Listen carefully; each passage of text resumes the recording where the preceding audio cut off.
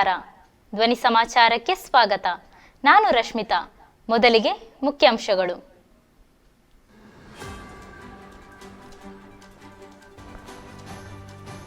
ಎರಡು 2047ರ ವೇಳೆಗೆ ಭಾರತ ಅಭಿವೃದ್ಧಿ ರಾಷ್ಟ್ರವಾಗಬೇಕು, ಪ್ರಧಾನಿ ಮೋದಿ. ಮಣಿಪುರ, ಮನೆಯಿಂದಲೇ ಯೋಧನ ಅಪಹರಣ, ಹತ್ಯೆ. ಸುಳ್ಯ, ನಿಲ್ಲಿಸಿದ ಕಾರಿನಲ್ಲಿ ಬೆಂಕಿ, ತಪ್ಪಿದ ಭಾರೀ ಅನಾಹುತ. ಕೆಲವು ದಿನಗಳ ಹಿಂದೆ ಗಂಡು ಮಗುವಿಗೆ ಜನ್ಮ ನೀಡಿದ ಯುವತಿಯ ಮೃತದೇಹ ಬಾವಿಯಲ್ಲಿ ಪತ್ತೆ. ಬಂಟ್ವಾಳ, ಡೆಂಗ್ಯೂ ಪ್ರಕರಣಗಳು ಪತ್ತೆ, ಮುನ್ನೆಚ್ಚರಿಕೆ ಕ್ರಮಗಳನ್ನು ಕೈಗೊಳ್ಳುವಂತೆ ಸೂಚನೆ. ಮಂಗಳೂರು, ವಿದ್ಯುತ್ ಕಂಬಕ್ಕೆ ಆಟೋ ರಿಕ್ಷಾ ಡಿಕ್ಕಿ, ಯುವತಿ ಮೃತ್ಯು, ಹಲವರಿಗೆ ಗಾಯ. ಸುರತ್ಕಲ್, ವಿಹಾರಕ್ಕೆ ಬಂದು ಸಮುದ್ರ ಪಾಲು, ಇಬ್ಬರ ರಕ್ಷಣೆ. ಸಿರಾಜ್ ಮ್ಯಾಜಿಕ್, 8ನೇ ಬಾರಿ ಏಷ್ಯಾ ಕಪ್ ಮುಡಿಗೇರಿಸಿಕೊಂಡ ಭಾರತ.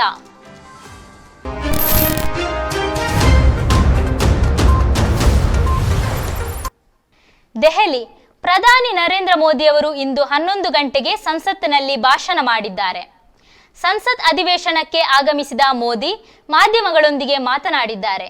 ಭಾರತದ ಚಂದ್ರಯಾನ 3 ನಮ್ಮ ತಿರಂಗವನ್ನು ಎತ್ತಿ ಹಿಡಿದಿದೆ. ಶಿವಶಕ್ತಿ ಪಾಯಿಂಟ್ ಹೊಸ ಸ್ಫೂರ್ತಿಯ ಕೇಂದ್ರವಾಗಿದೆ. ಇದು ನಮ್ಮಲ್ಲಿ ಹೆಮ್ಮೆಯನ್ನು ತುಂಬುತ್ತಿದೆ. ಇಂತಹ ಸಾಧನೆಯನ್ನು ಮಾಡಿದಾಗ ಜಗತ್ತು ನಮ್ಮ ಆಧುನಿಕತೆ, ವಿಜ್ಞಾನ ಮತ್ತು ತಂತ್ರಜ್ಞಾನಕ್ಕೆ ಸಾಥ್ ನೀಡುತ್ತದೆ.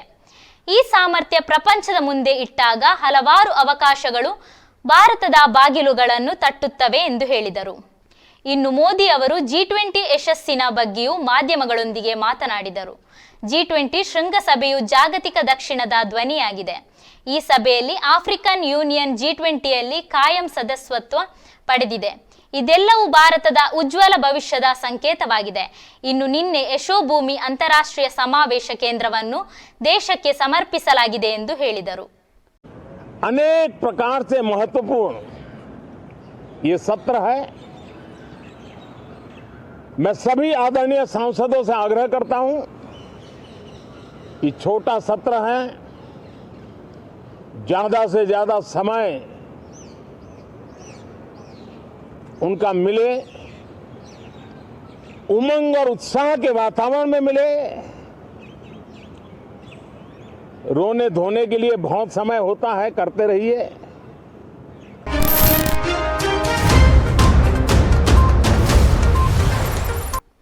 ಮಣಿಪುರದ ಪೂರ್ವ ಇಂಫಾಲ್ ಜಿಲ್ಲೆಯಲ್ಲಿ ಭಾರತೀಯ ಯೋಧರೊಬ್ಬರ ಶವ ಪತ್ತೆಯಾಗಿದೆ. ಕೆಲವು ಶಸ್ತ್ರಸಜ್ಜಿತರು ಯೋಧನನ್ನು ಮನೆಯಿಂದಲೇ ಅಪಹರಿಸಿದ್ದರು ಎನ್ನುವ ಮಾಹಿತಿ ಲಭ್ಯವಾಗಿತ್ತು.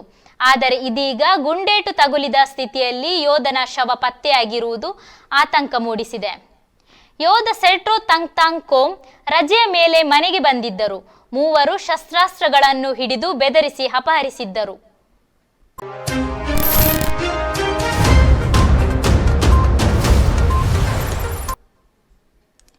ನಿಂತಿದ್ದ ಕ್ವಾಲಿಸ್ ಕಾರಿಗೆ ಬೆಂಕಿ ಹೊತ್ತಿಕೊಂಡ ಘಟನೆ ಕುಕ್ಕೆ ಆದಿಸುಬ್ರಹ್ಮಣ್ಯ ದೇವಸ್ಥಾನದ ಸರ್ಪ ಸಂಸ್ಕಾರ ಯಾಗಶಾಲೆ ಬಳಿ ಶುಕ್ರವಾರ ಬೆಳಗ್ಗೆ ನಡೆದಿದೆ. ಬೆಂಗಳೂರಿನಿಂದ ಸರ್ಪ ಸಂಸ್ಕಾರ ನಡೆಸಲು ಆಗಮಿಸಿದ ಕುಟುಂಬವೊಂದು ಯಾಗಶಾಲೆಯ ಮುಂದೆ ಕಾರು ನಿಲ್ಲಿಸಿತ್ತು. ಕಾರಿನಲ್ಲಿ ಬೆಂಕಿ ಹೊತ್ತಿಕೊಂಡಿರುವುದನ್ನು ಗಮನಿಸಿದ ಸ್ಥಳೀಯರು ತಕ್ಷಣ ಅದನ್ನು ನಂದಿಸಿ 30ಕ್ಕೂ ಹೆಚ್ಚು ವಾಹನಗಳು ಪಕ್ಕದಲ್ಲೇ ನಿಂತಿದ್ದರಿಂದ ಭಾರೀ ಅನಾಹುತ ತಪ್ಪಿಸಿದ್ದಾರೆ.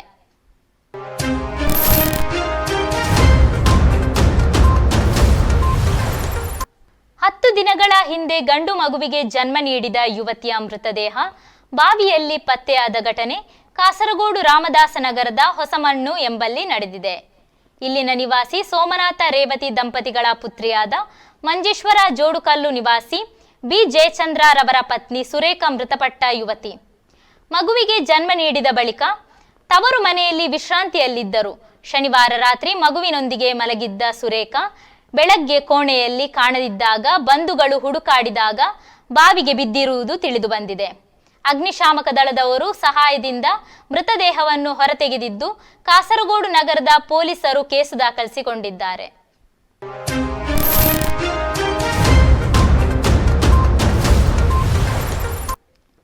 ಬಂಟ್ವಾಳ ಪುರಸಭಾ ವ್ಯಾಪ್ತಿಯಲ್ಲಿ ಡೆಂಗ್ಯೂ ಪ್ರಕರಣಗಳು ಕಂಡುಬರುತ್ತಿದ್ದು, ಸಾರ್ವಜನಿಕರು ತಮ್ಮ ಮನೆಯ ಸುತ್ತಮುತ್ತ ಸ್ವಚ್ಛತೆ ಕಾಪಾಡಬೇಕು. ಚಿಪ್ಪು, ಗೆರಟೆ, ಟಯರ್ ಮುಂತಾದ ವಸ್ತುಗಳನ್ನು ಗುರುತಿಸಿ ಮನೆಯ ಸುತ್ತಮುತ್ತ ನೀರು ನಿಲ್ಲದಂತೆ ಮುನ್ನೆಚ್ಚರಿಕೆ ಕ್ರಮಗಳನ್ನು ಕೈಗೊಳ್ಳಬೇಕೆಂದು ಪುರಸಭೆಯ ಮುಖ್ಯ ಅಧಿಕಾರಿ ತಿಳಿಸಿದ್ದಾರೆ.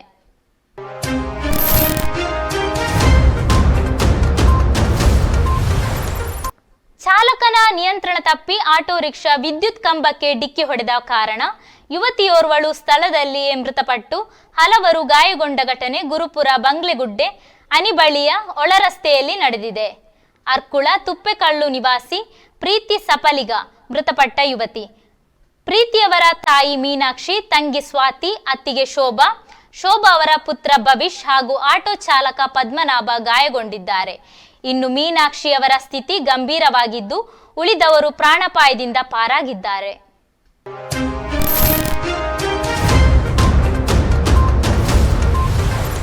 ಸುರತ್ಕಲ್ ಮಲ್ಲಮಾರ್ ಸಮುದ್ರ ವಿಹಾರಕ್ಕೆ ಬಂದ 3 ಪೈಕಿ ಓರ್ವ ಸಮುದ್ರ ಪಾಲಾಗಿದ್ದು, ಇಬ್ಬರನ್ನು ಸ್ಥಳೀಯರು ರಕ್ಷಿಸಿದ ಘಟನೆ ನಿನ್ನೆ ನಡೆದಿದೆ.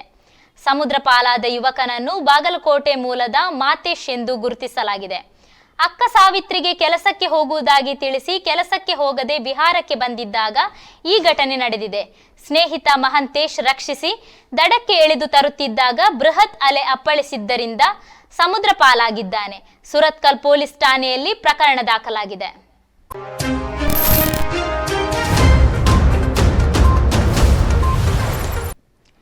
ಆಟೋ ರಿಕ್ಷಾ ನಿಯಂತ್ರಣ ತಪ್ಪಿ ಮಗುಚಿದ ಪರಿಣಾಮ ಗರ್ಭಿಣಿ ಸಹಿತ 3 ಗಾಯಗೊಂಡ ಘಟನೆ ಬಂದ್ಯೋಡ್ ಪಚ್ಚಂಬಳ ಎಂಬಲ್ಲಿ ನಡೆದಿದೆ.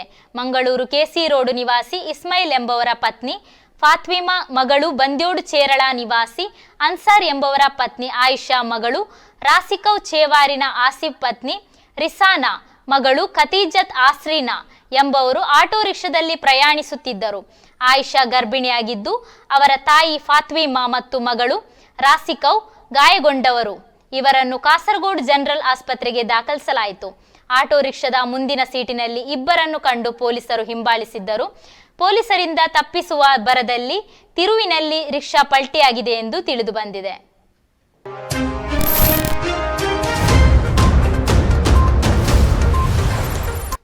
ಮಂಗಳೂರಿನಿಂದ ಉಡುಪಿಗೆ ತೆರಳುತ್ತಿದ್ದ ಬಸ್ ಡಿವೈಡರ್ ಬಳಿ ರಸ್ತೆ ದಾಟಲು ಕಾಯುತ್ತಿದ್ದ ದ್ವಿಚಕ್ರ ವಾಹನಕ್ಕೆ ಡಿಕ್ಕಿ ಹೊಡೆದ ಪರಿಣಾಮ ಇಬ್ಬರು ಯುವಕರು ಗಂಭೀರ ಗಾಯಗೊಂಡಿರುವ ಘಟನೆ ಹೊಸಬೆಟ್ಟು ಎಂಬಲ್ಲಿ ನಡೆದಿದೆ. ಗಾಯಗೊಂಡವರನ್ನು ಹಳೆಯಂಗಡಿ ನಿವಾಸಿ ಮೊಹಮ್ಮದ್ ಶಾಯಿಲ್ ಮತ್ತು ಪಕ್ಷಿಕೆರೆ ಅರ್ಫತ್ ಎಂದು ಗುರುತಿಸಲಾಗಿದೆ. ಅಪಘಾತದ ದೃಶ್ಯ ಸಿಸಿಟಿವಿಯಲ್ಲಿ ಸೆರೆಯಾಗಿದ್ದು, ದೃಶ್ಯಾವಳಿಗಳು ಬಸ್ ಚಾಲಕನ ನಿರ್ಲಕ್ಷ್ಯವನ್ನು ಸ್ಪಷ್ಟವಾಗಿ ತೋರಿಸಿದೆ. ಗಾಯಾಳುಗಳು ಮಂಗಳೂರಿನ ಖಾಸಗಿ ಆಸ್ಪತ್ರೆಯಲ್ಲಿ ಚಿಕಿತ್ಸೆ ಪಡೆಯುತ್ತಿದ್ದಾರೆ. ಪ್ರಕರಣ ಬಜಪೆ ಪೊಲೀಸ್ ಠಾಣೆಯಲ್ಲಿ ಪ್ರಕರಣ ದಾಖಲಾಗಿದೆ.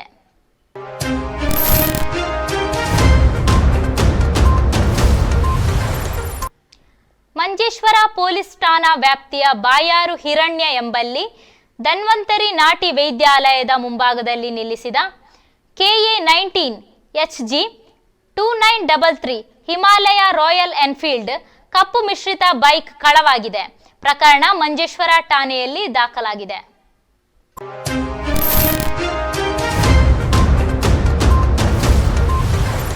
ಭಾರತೀಯ ಜನತಾ ಪಾರ್ಟಿ ಕುಂಬಳೆ ಮಂಡಲ ಕಮಿಟಿಯು ಮಾಫಿಯಾಗಳಿಗೆ ಬೆಂಬಲ ನೀಡುವ ಮಂಜೇಶ್ವರದ ಶಾಸಕನಿಗೆದುರಾಗಿ ಪ್ರತಿಭಟನಾ ಧರಣಿ ಇಂದು ಸಂಜೆ 3 ಗಂಟೆಗೆ ತಾಲೂಕು ಆಫೀಸಿನ ಮುಂಭಾಗದಲ್ಲಿ ನಡೆಸಿದರು. ಜಿಲ್ಲಾ ಕಮಿಟಿ ಅಂಗಗಳಾದ ಶ್ರೀ ಬಾಬು ಕುಬಳು, ಶ್ರೀ ജയന്തി ശെട്ടി അവരുകളെ, അതുപോലെ തന്നെ ഇവിടെ കൂടിയിരിക്കുന്ന നമ്മളെല്ലാവരും കണ്ട ഒരു കാര്യമാണ്. മാത്രമേ ഒരു RSS-കാരന് മാത്രമേ ಆದ ಕಾರಣ ಸೆಕ್ರೆಟರಿಯೇಟ್ ನಲ್ಲಿ RSS ಅನ್ನು ಬೈತಾರೆ. ಮತ್ತೇನು ಮಾಡಿದ್ರು ಅವರು? ಮುಸ್ಲಿಂ ಲೀಗ್ ರಾಜ್ಯಕ್ಕೋಸ್ಕರವಾಗಿ ಏನು ಮಾಡಿದೆ? ಮುಸ್ಲಿಂ ಲೀಗ್ ಮಂಜೇಶ್ವರಕ್ಕೋಸ್ಕರವಾಗಿ ಏನು ಮಾಡಿದೆ? UDF ರಾಜ್ಯಕ್ಕೋಸ್ಕರವಾಗಿ ಏನು ಮಾಡಿದೆ? ಅದು ಯಾವುದು ಕೂಡ ಹೇಳಲಿಕ್ಕೆ ಇವರ ಹತ್ರ ಪಟ್ಟಿಗಳು ತಯಾರಿಲ್ಲದ ಕಾರಣ ಸೆಕ್ರೆಟರಿಯೇಟ್ ನಲ್ಲಿ ಸಿಕ್ಕಂತ ಅವಕಾಶವನ್ನು ಉಪಯೋಗಿಸಿಕೊಂಡದ್ದು ಹೇಗೆಂದ್ರೆ 13 ನಿಮಿಷಗಳ ಕಾಲ 15 ನಿಮಿಷ ಒಟ್ಟು ಮಾತನಾಡಿದ್ದು, ಅದರಲ್ಲಿ 13 ನಿಮಿಷಗಳ ಕಾಲ ಕರ್ನಾಟಕ ರಾಜ್ಯದಲ್ಲಿ ಸಿದ್ದರಾಮಯ್ಯವರು ಕೊಟ್ಟಂತ ಗ್ಯಾರಂಟಿ ಏನಿದೆ ಆ ಗ್ಯಾರಂಟಿಯ ಬಗ್ಗೆ ಮಾತನಾಡುವ ಗದ್ದಿಗೆಯನ್ನು ಮಂಜೇಶ್ವರದ ಶಾಸಕರಿಗೆ ಬಂದಿದೆ ಅಂತ ಅಂದ್ರೆ ಅರ್ಥ ಆಗ್ತದೆ. ಮಂಜೇಶ್ವರದ ಬಗ್ಗೆ 2 ನಿಮಿಷ, ಒಟ್ಟು ಕೇರಳ ರಾಜ್ಯದ ಬಗ್ಗೆ 2 ನಿಮಿಷ. ಇವರಲ್ಲಿರುವಂತಹ ಬಂಡವಾಳ ಇಷ್ಟೇ.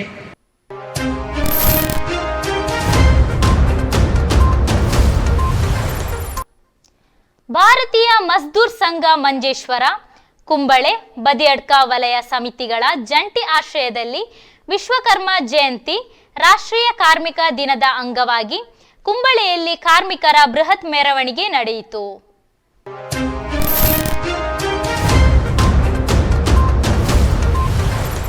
ಆಂಜನೇಯ ಫ್ರೆಂಡ್ಸ್ ಕ್ಲಬ್ ಕಣ್ವತೀರ್ಥ ವತಿಯಿಂದ ಮೊಸರು ಕುಡಿಕೆ ಉತ್ಸವ ಅಷ್ಟಮಿದ ಐಸಿರಾ ನಿನ್ನೆ ಕ್ಲಬ್ನ ವಟಾರದಲ್ಲಿ ವಿವಿಧ ಗ್ರಾಮೀಣ ಕ್ರೀಡೆಗಳ ಜೊತೆ ಸಂಪನ್ನಗೊಂಡಿತು.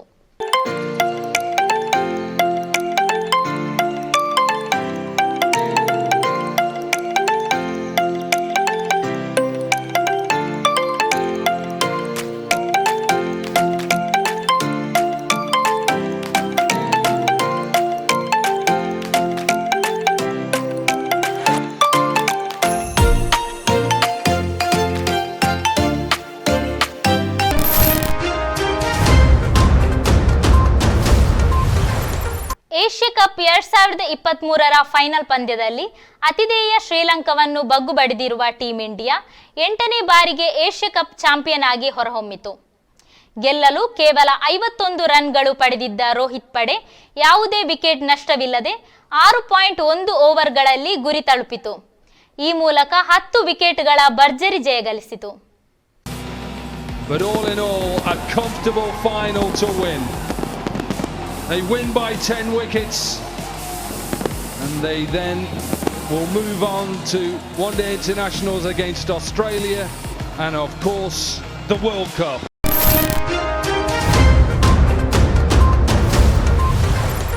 ಶ್ರೀಮಂತಿಗೆ ಅನ್ನುವುದು ಹಣ, ಅಂತಸ್ತು, ಆಸ್ತಿಯಿಂದ ಅಳೆಯುವುದಲ್ಲ.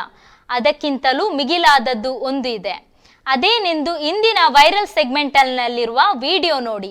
ಇದರೊಂದಿಗೆ ಇಂದಿನ ಸಮಾಚಾರವನ್ನು ಮುಕ್ತಾಯಗೊಳಿಸುತ್ತಿದ್ದೇನೆ. ನಿರಂತರ ಸುದ್ದಿಗಾಗಿ ವೀಕ್ಷಿಸಿ ನಿಮ್ಮ ಧ್ವನಿ ಮೀಡಿಯಾ.